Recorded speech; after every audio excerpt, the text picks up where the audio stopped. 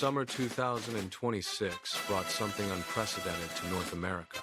Millions of cheering soccer fans flooded cities across the United States, Canada, and Mexico for the biggest FIFA World Cup in history. Excitement buzzed through every corner of America. Families hung bright team flags on their front porches, kids wore star player jerseys to summer camp, and giant match screens lit up downtown squares for public viewing parties. Every match felt like a nationwide, joy-filled celebration that brought neighbors close together.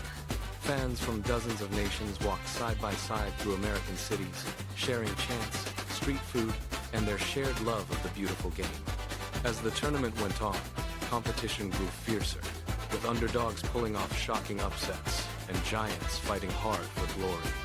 The grand finale took place in New York, New Jersey, where billions of viewers worldwide tuned in to watch two top teams compete for football's greatest prize.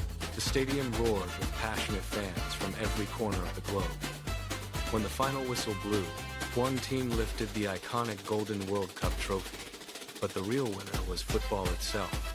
This tournament proved sports can unite people across different cultures, languages, and borders. For America and the world, it was more than a game.